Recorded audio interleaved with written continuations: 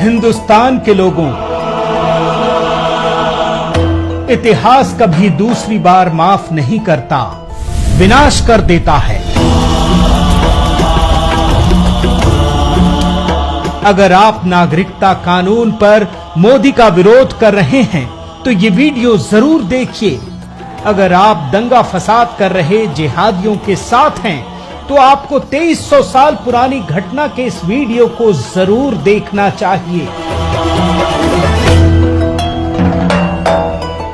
शरणार्थियों को आश्रय देने के मानवतावादी कृत्य का मैं समर्थन करता हूँ। बंद करो परंपरा और मानवता की बातें। हम ही मानवता और परंपरा की बातें करते हैं और हम ही कुचले जाते हैं। दो राष्ट्रों के संबंधों के विकास की बातें करने वाले कुलमुख्य भूरिग्रवा की बात मान ली जाए तो तक्षशिला के नागरिक ये निश्चित समझे कि शीघ्र ही तक्षशिला भी खंड खंड में बटा व जर्जरित दिखाई देगा।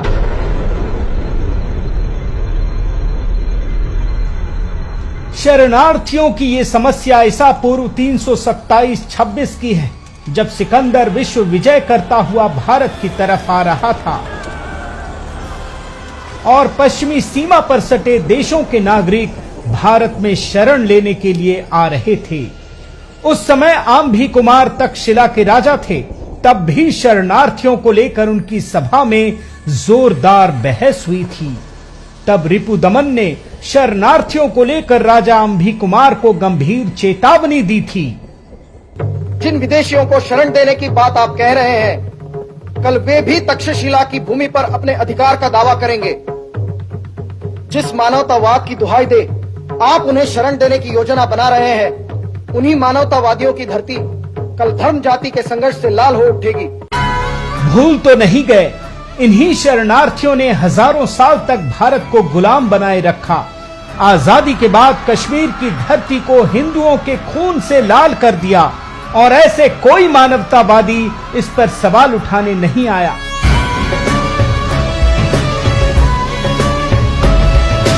भारत के भीतर कश्मीर का अपना अलग झंडा और अपना संविधान जो हिंदुओं का विनाश करता रहा। आचार्य चाणक्य और आंभी कुमार की बातचीत में इसकी भी झलक मिलती है। क्या अर्थ है इस प्रकार तक्षशिला की चप्पा चप्पा भूमि पर ध्वज फहराने का? क्या किसी में साहस नहीं है मेरे प्रश्न के उत्तर देने का?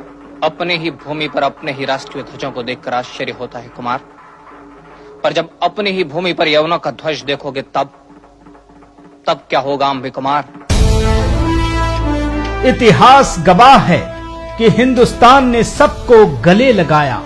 जब जब संघर्ष का समय आया, अधिकतर मौकों पर हमने मानवतावाद का रास्ता अपनाया, त्याग का रास्ता अपनाया। जो बात अर्जुन भगवान कृष्ण के समक्ष कहते रहे, हमने 1947 में ठीक वैसा ही किया। ये तो बड़े खेद की बात है कि भूमि के एक टुकड़े के लिए हम लोग कुलनाशक बनने को तैयार हो गए। हे शांति देव, यदि सब कुछ खोकर भी मुझे शांति मिले और मैं कुल के नाश के पाप से बच जाऊं तो यह शांति बहुत सस्ती है केशव, यह शांति बहुत सस्ती है। याद रखिएगा, मानवतावाद से स्वीकार की हुई शांति से कभी शांति नहीं मिलती। यही वजह है कि पाकिस्तान और बांग्लादेश में अल्पसंख्यकों की आबादी कम होती चली गई और हिंदुस्तान में अल्पसंख्यकों की आबादी बढ़ती चली गई। हम पड़ोसी देशों के हिंदू शरणार्थियों के साथ अमानवीय होते चले गए और रोहिंग्या मुसलमानों को सारे गैर कानूनी हक देते चले गए। 2300 वर्ष पहले भी एनआरसी और नागरिकता कानून जैसी स्थिति को लेकर बहस हुई थी। तब क्या हुआ था, ये सुनिए।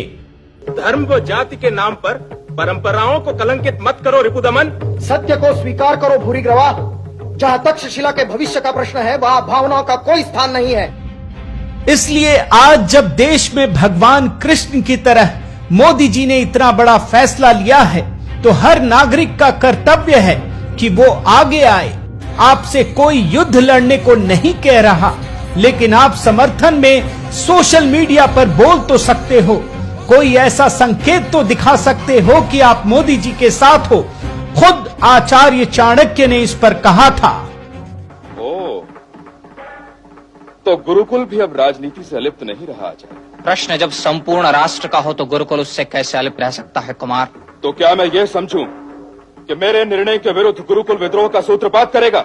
अपनी राष्ट्रीय अस्मिता व स्वतंत्रता की रक्षा के लिए किए जा रहे प्रयासों का अंबिक कुमार यदि विद्रोह कहते हैं तो मेरा उनसे मतभेद है।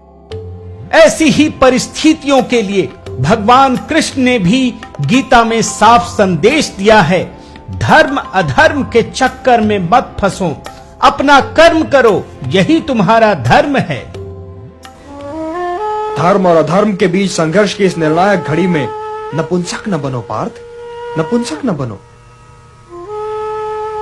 हे परंतप, हे शत्रु संहारक, हे धनंजय, तुम्हारे ये भाव अनार्य हैं।